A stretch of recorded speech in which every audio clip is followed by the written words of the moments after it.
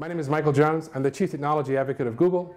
I go around the world meeting with governments and business leaders to try to advance our ability to educate, inform, and help people around the world.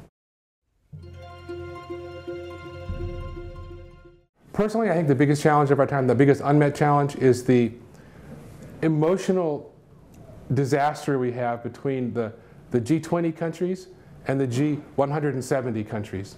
I see this, one side we have everything, the other side has, in many ways, nothing.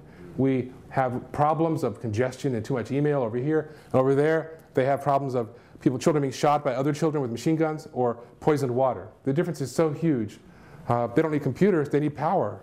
You know, they don't need ads to click on, they need governments that work. So I see that huge disparity as a terrible problem, and I see it manifesting itself in terrorism, for example, and hatred, because people have a rightful resentment for their position in life.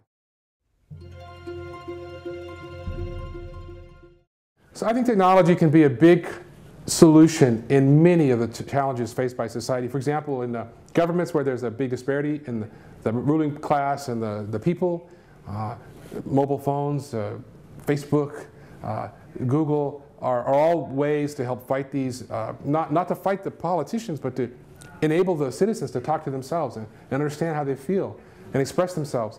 So that's happening on a very global basis. Another thing that's happening is, for example, Google search lets everybody know all the wisdom of all the planet. So if your baby's sick, but you don't know whether it's a little bit sick or really seriously sick, should I go to the hospital right now? Should I call an ambulance? You can do Google search, you can look at the pictures, and you can look at your baby, and you can have some comfort. I think that comfort of information shared globally in every country is really a wonderful thing. And I think technology has many ways to do that in the future, especially on mobile phones, where it's always with you.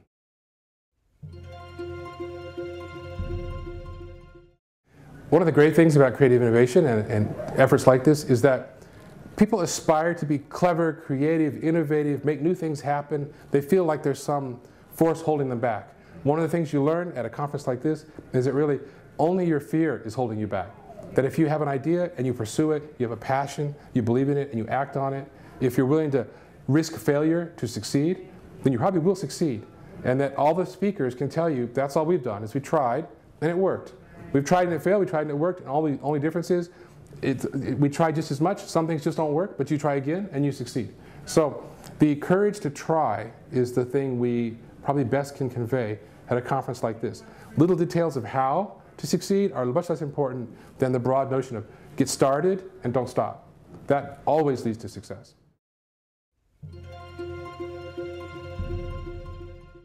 One of the natures of being a technologist is that you have enough understanding of science or technology or engineering to know what's possible before it's real. So if you understand structural engineering, you know there could be a bridge across a river before there's a bridge, because you know how steel works. And so if you build a satellite, if you're an astronomical aeronautical engineer, you could imagine airplanes, you can imagine spaceships. So for us, people like me, computer people, we know that every human could learn right on their phone. We could build a tool to make that possible with the radio, the mobile phone, the small battery, all the things that go into making an Android phone or an iPhone.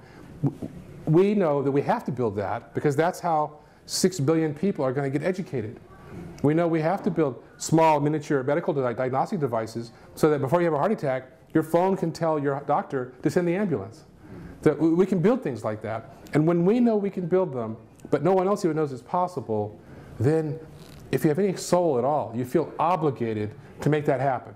It's like if you saw a baby in the street, everyone would rush to take it out of the street. And so in our case, we see technical possibility that could change lives. We feel obligated to build those products.